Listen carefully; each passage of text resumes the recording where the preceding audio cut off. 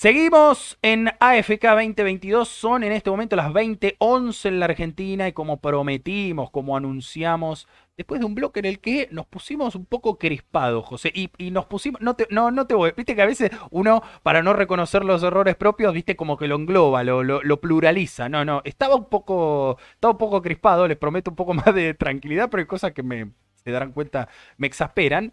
La vamos a presentar a ella, tercera aparición en AFK, una presencia que revolucionó el mundo de la comunicación digital. Bienvenida, Milagros Puig.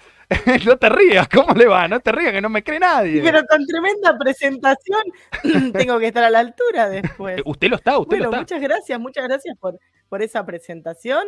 Buenas tardes a todos, a todas y a todes. Gracias por sintonizarnos. Cuec. Eh, bueno, como dijo Rodri, vamos a retomar un poco lo que estábamos conversando en la última columna, pero a pedido del público y también como sugerencia de José, hicimos un ordenamiento cronológico, ¿no?, de la vida de Enrique Pichón Rivière. ¿Y por qué es que nos detenemos en conocer la vida de Enrique Pichón Rivière? Porque para entender cómo llega a funcionar, a plantear, ¿no?, estas nuevas teorizaciones de la psicología social en Argentina, para entender cómo pensaba, es fundamental conocer su vida, porque acá hay algo que Pichón lo tenía muy arraigado, que tiene que ver con la praxis, con la práctica, ¿no? Con lo cotidiano, con los vínculos, con relacionarse con otros, con aprender de otros. Entonces, por ese motivo, es importante conocer quién era, con quién se relacionaba, de dónde aprendió y absorbió todas las cosas. Y en realidad, ya todo esto pasa de muy pequeño, que ya lo había mencionado antes igual, ¿no? Pero nace en 1907 en Ginebra, en En Suiza. Suiza, eso me Nace en acordaba. Suiza medio por una casualidad del destino, que estaban sus padres viviendo en ese lugar. Tanto su padre como su madre, los dos venían de la aristocracia francesa, por decir de cierta manera, estaban dentro de esa clase social alta y educada, ¿no? Sobre todo con acceso a la educación. Recordemos que la educación a fin del siglo del 1800, principio del 1900, era exclusivamente de las clases pudientes. Exacto. Eran los únicos que tenían acceso, y más los hombres que las mujeres. Las mujeres que tenían acceso a la educación, en general, estaban muy relacionados con la iglesia, ¿no? Y con el poder estudiar en conventos, digo. Bueno, ahí nos podemos ir por las ramas un montón, pero hay historias de mujeres que han podido tener una participación en el ámbito intelectual porque han trabajado en, no es prostíbulos la palabra, pero similar, digo, en casas Burlesque. exacto, exactamente, ahí está. Usted me lo supo decir. Pero bueno, básicamente su padre era militar, lo expulsaron de la academia militar por socialista, porque tenía ideas socialistas. Ahí después podemos entender también por qué Pichón tenía las ideas que tenía. Su madre era muy progresista para la época, era artista también, era docente, o sea, para esa época era muy raro que las mujeres tuvieran tanta predisposición al arte y a inmiscuirse en temas que eran más exclusivos masculinos, ¿no? Todo lo que era lo académico. Después que lo echan al padre, básicamente que le dijeron, señor, usted acá no puede estar porque es muy zurdito, dice, bueno, entonces voy a continuar con el legado familiar, que tenían industrias textiles.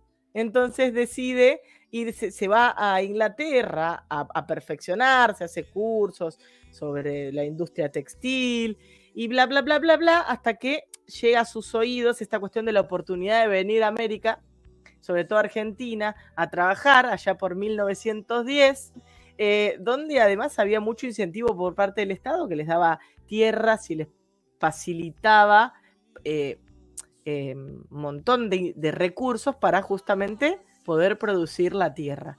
Entonces, para él era un gol de media cancha porque venía a plantar algodón al Chaco argentino.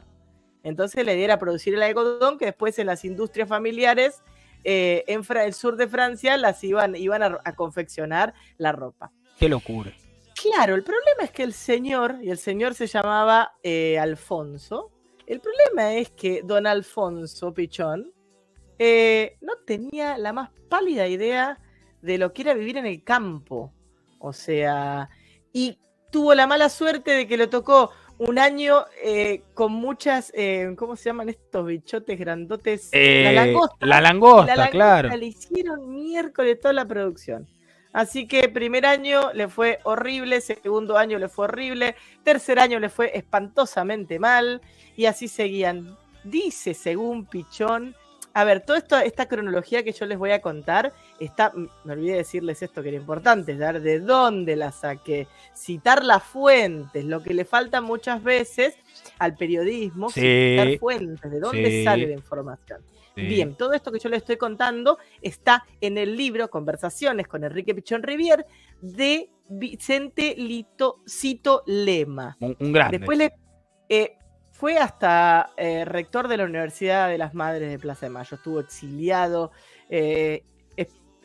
escritor, filósofo, docente argentino, periodista, dramaturgo, abogado también. O sea, no, el tipo era y tiene un historial increíble, pero es para hacer otra columna en realidad, donde hablemos de bibliografías de personalidades destacadas históricas argentinas. Pero bueno, eran amigos Pichón y Vicente Cito Lema. Y Vicente les escribe este libro en 1970, Conversaciones con Enrique Pichón, y donde va rescatando toda la historia, ¿no?, de Pichón, contada de primera mano por el mismo Pichón. De ahí es que está extraída esta información que yo les estoy compartiendo con los años, digamos. ¿Y a qué viene esto de decirles que fue el mismo Pichón el que contó la historia? Porque dice que su padre era tan positivo, ¿no?, que inclusive cuando las langostas le comieron supuestamente hasta el techo de paja de la casa, así dice él, que el padre dijo, qué lindo es el cielo. ¡No! Entonces... Un Esteban Bullrich, escúchame, que aprendió a vivir con la incertidumbre. Totalmente, total y absolutamente. Pero bueno, nada, Pichón tenía como una imaginación enorme. Él, también una anécdota que él cuenta de su infancia es que cuando vivía en Ginebra todavía, que él tendría 4 años, digamos, 4 años, iba a una plaza en Ginebra a la que iba Lenin. Ah, bueno, no, pero escúchame, pará ahí, pero ¿qué es el viajero del tiempo, Pichón? Sí, pero habría que ver si la época da y si es real la historia, esa la tenemos que investigar, pero está acá, eso que te estoy contando está acá, en el libro de Psicología Social para Principiantes que escribió Gladys Adamson. Muy bien. Así que esta gente, les puedo decir, es más, quieren la página donde poder buscarlo, les puedo decir hasta la página, ningún problema. Acá damos información verídica, sacada de algún lado, está en la página 11. Mirá, acá está al principio. Incluso de Lenin con Pichón de chiquito. Mira vos, un pichón. Claro, lo que pasa es que un pichón, ¿viste? Un pichón de... Pero bueno, en realidad, ese detallito que él cuenta que se cruzaba con Lenin en la plaza, tiene que ver con la diversidad de mundo, ¿no?, que lo rodeaba, porque pasó de vivir en Ginebra, igualmente él tenía una familia muy formada y donde además continuamente se estimulaba todo lo que tiene que ver con el estudio de las ciencias, de todo aquello que era como académico, digamos, ¿no? En ese momento se estimulaba muchísimo. Entonces él creció en un mundo muy instruido, pero a su vez aprende, cuando llega a vivir al Chaco, digamos, empieza ahí a aprender, aprende guaraní, porque básicamente le hablaba francés cuando llega a Argentina. En 1915, la familia, o sea, en 1910 llegaron al Chaco. Sí. Fue lo del algodón, salió como el Q, en 1915 se van a Corrientes, de Chaco a Corrientes, primero en Bellavista, otra vez el padre intenta plantar algodón, los agarra una No, inundación que no. definitivamente no estaba O en sea, los libros de la vida que el padre, que don Alfonso Pichón, se dedicara a la agricultura. Olvídate. No era para él la Pero escuchá, agricultura. no. Capaz que el problema era el algodón. Mirá si cultivaba maíz y era. Escúchame. En esa época podría haber cultivado cáñamo también, que era legal en aquel entonces. Mira. Pero bueno, básicamente no. El señor quería plantar algodón, otra vez intentó, no pudo hacerlo. Así que nada, ahí se terminan mudando después a Goya, ¿no? Que está en Corrientes también, está cerca de la localidad de Bellavista. Exacto. Pero bueno, la cuestión es que en toda esta vida campestre, Pichón empieza a aprender un montón de cosas del folclore guaraní, ¿no? Y de la idiosincrasia de los pueblos en esas pequeñas localidades, ¿no? Entonces aprende esto que digo de mitos y leyendas de la cultura guaraní, de la tristeza, la tristeza y la miseria lo rodeaban continuamente en ese momento.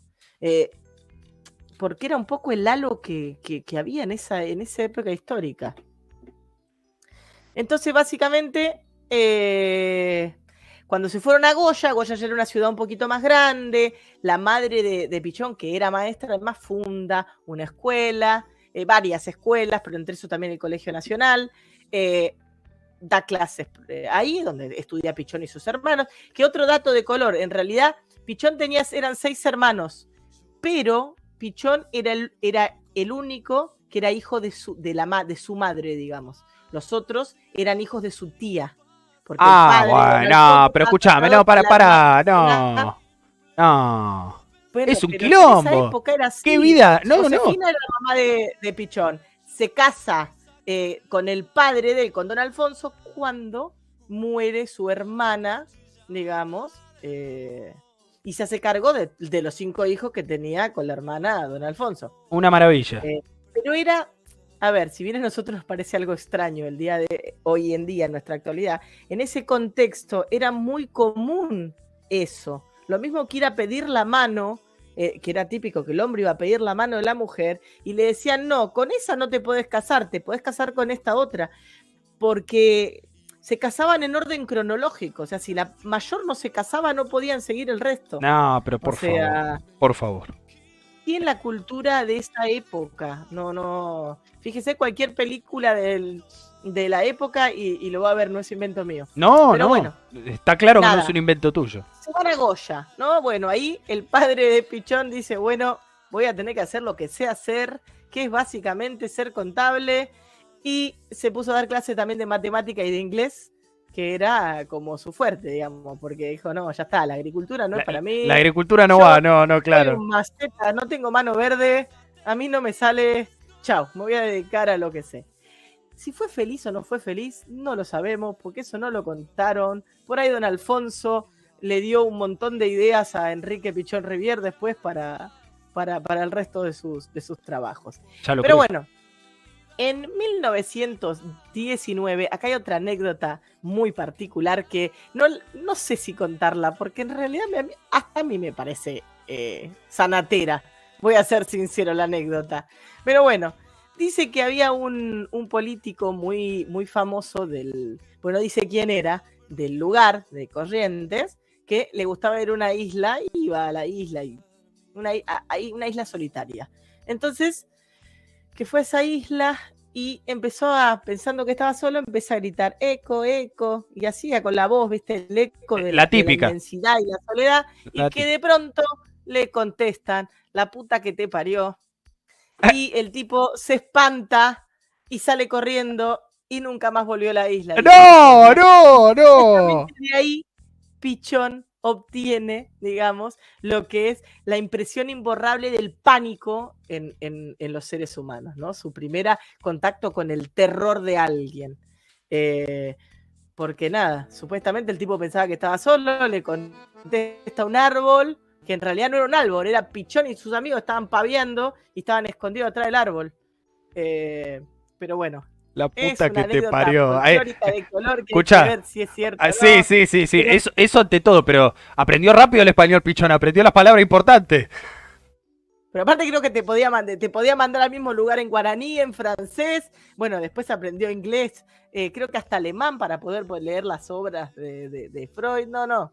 Era una persona muy, muy culta y que se le daba fácil además. Claro, eso es importante. Aprender. Eso Pero es bueno, eso posiblemente también te haya tenido que ver con la estimulación que recibió en la casa, siendo que su madre era docente, ¿no? Y él tuvo como una estimulación muy precoz. En 1923 es cuando Pichón toma conocimiento de que existe Freud. Y esto se los había contado la vez pasada, que es por el portero del cabaret del Quilombo que había en Goya, un tal Canoy, dicen, que le da una revista Caras y Caretas donde había un artículo sobre Freud y sobre su teoría del psicoanálisis.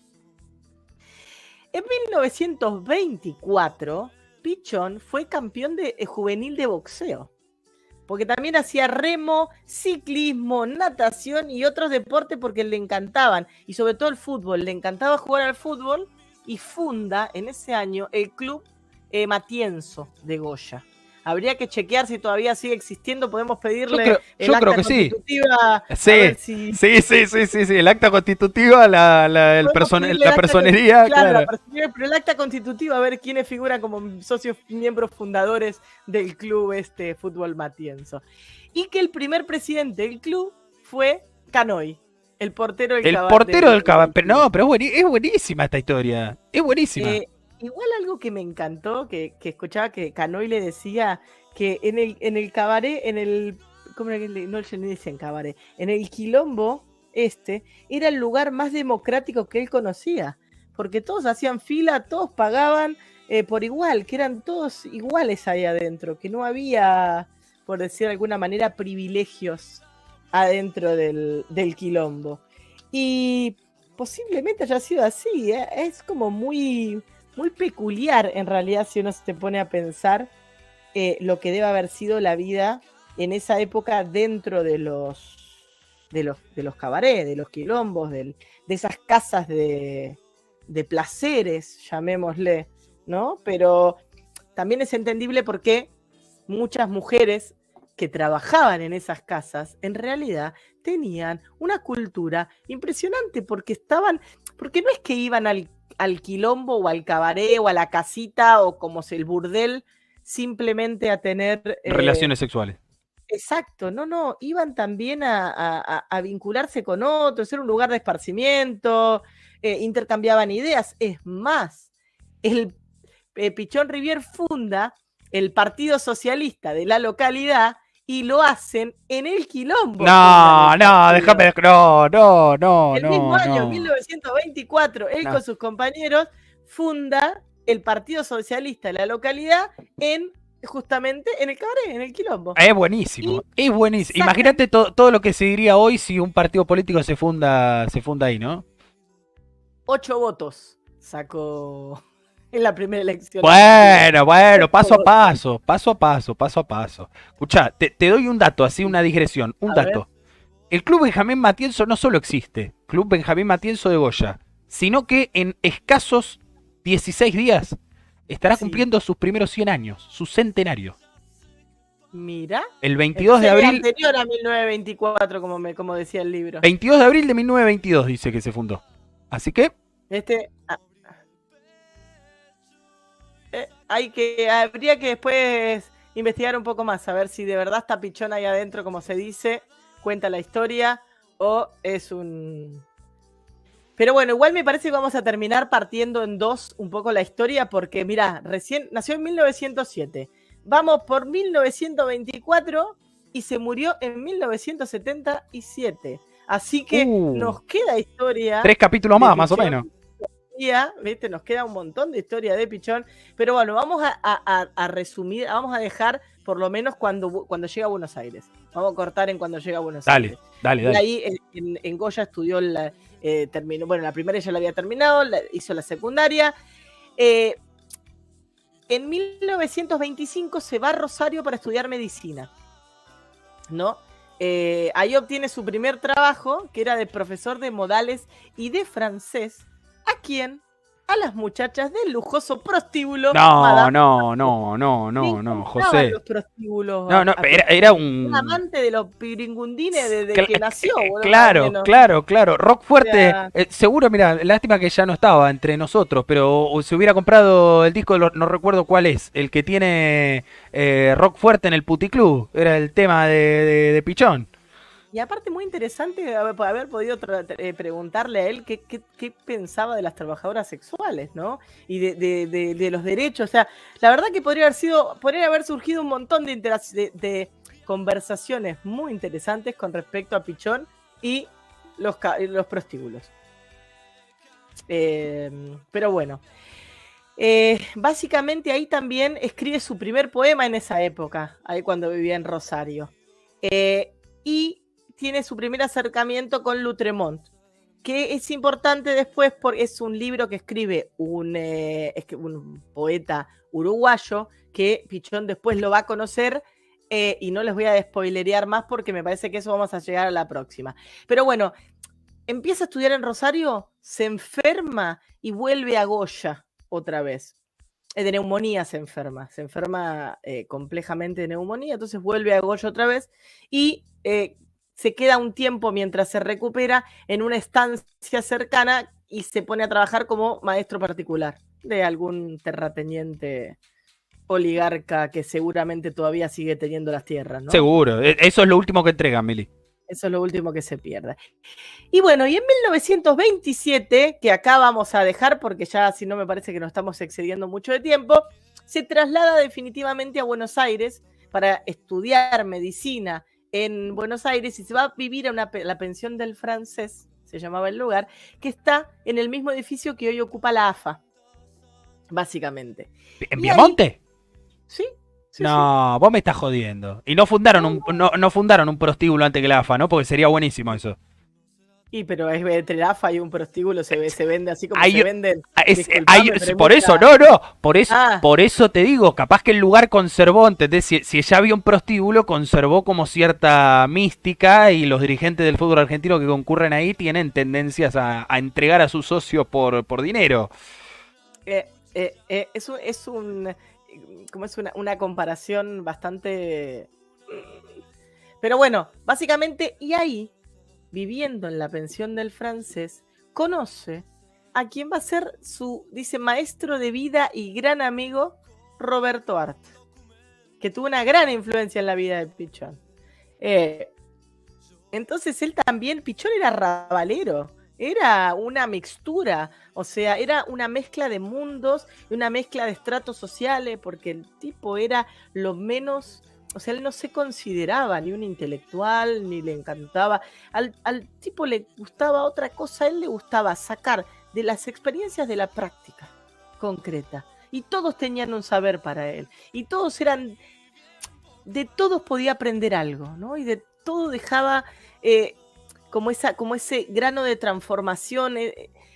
Realmente era un visionario para esa época, por eso también después es amigo y escribe un libro con Paulo Con Paulo Freire, digo, no Freire, es claro, casual, claro. digamos, todo el transitar de la vida de Pichón, y es como, hay una estrofa del libro que le dice justamente a Lito Sema, como diciendo, ¿quién va a creer que el padre de la psicología social argentina también fue no me acuerdo cómo era que sea la frase, pero como decir, también sí, sembraba algodón en el Chaco, era una cosa así como, pero bueno, todo eso es lo que lo va construyendo y deconstruyendo a la vez.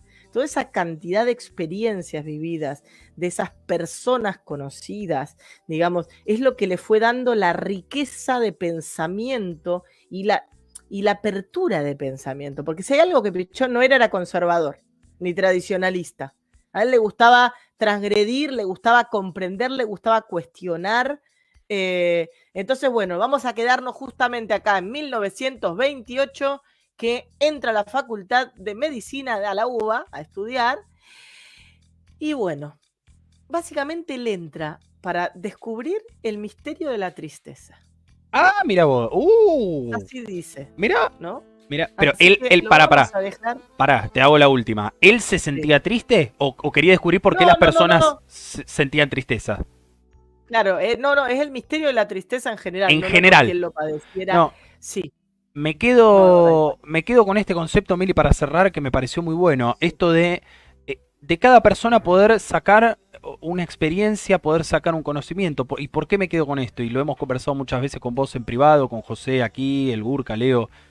Estamos en un sistema en el cual, si no sos productivo, entre comillas, ¿no? Si no vendés tu fuerza de trabajo en el mercado laboral o nada, si no sos útil a alguien o a algo que reproduzca este sistema, sos, digamos, sos un paria, sos una cosa, digamos, un ente que come, que está vivo, que se mueve, pero que en definitiva pareciera que no tiene las mismas cualidades que otro ser humano. Está bueno, mirá, hay algunos que todavía piensan eso 100 años después de que Pichón lo vivió. Es que es así. Después, cuando terminemos de trabajar con toda esta historia de Pichón, vamos a trabajar con otros autores, con unos sociólogos muy interesantes. O sea, cuando terminemos con la biografía, digo, que son Berger y Luckman, que habla sobre la Sí. construcción social de la realidad. Y me parece que es un tema muy bueno para entender también después por qué la psicología social tiene ese objeto de estudio, ¿no? Y cómo es que nos permea, nos constituye y nos construye, digamos, porque todo aquello que nosotros creemos o sea, sabemos, está construido por alguien, por algo, antes, con una intencionalidad, ¿no? Entonces, está bueno, yo creo que entender cómo funcionan los hilos detrás de nuestras acciones, nos da la posibilidad, no de cortar esos hilos, porque libres, realmente libres, no vamos a ser nunca. No existe la libertad como nos la venden, ¿no? Exacto. Porque tenemos un par de opciones para elegir y nada más. Y hasta ahí. Pero por lo menos al ser consciente de esas decisiones que vos podés, de esas opciones que vos tenés, podés sentirte un poquito más libre. Conocer creo que es lo único que nos hace libres. Saber nos hace libres. Libres por lo menos de decir quiero o no quiero, acepto o no acepto, o tengo que hacerlo porque es así. Pero bueno. Escúcheme, y voy a usar un término que me encanta porque lo pensé y ahora viene a colación. Usted se apichonó, ¿no? Usted se apichonó cuando yo la presenté y le dije que era lo más revolucionario que le sucedió a la comunicación digital. Pero la verdad que su columna, quiero decirle, ha estado a la altura y mucho más. Felicitaciones, es un honor. No sé, José, Gracias. ¿qué opinás vos? No, la verdad que me encanta. Yo me siento acá y me muteo y te escucho hablar y es maravilloso, realmente. Cómo seguís la historia y cómo la contás. Y a mí es como que se me van abriendo ventanas. Realmente te agradezco como te deben estar agradeciendo en este momento todos los que nos siguen. El Gracias, público. No, un placer. Para mí realmente es un placer. Gracias a ustedes por el espacio. Para nada, para nosotros es un placer. Nos estamos viendo. Gracias, chicos. Éxitos con lo que sigue. Igualmente. Nos vemos la próxima. Nos vemos. Nos vemos, Adiós. Mili. Era la grandísima Milagros Puig en una nueva entrega de la columna de Psicología Social de AFK, la número 3. Seguimos con la historia del maestro Enrique Pichón Rivière y todavía falta muchísimo. Un gran personaje de nuestra historia y un gran argentino, ¿no? Digámoslo, porque está bien, nació en Ginebra, Suiza, por error, todo lo que quiera, la aristocracia francesa, pero Pichón es argentino, no me importa nada. Se lo discuto a quien quiera.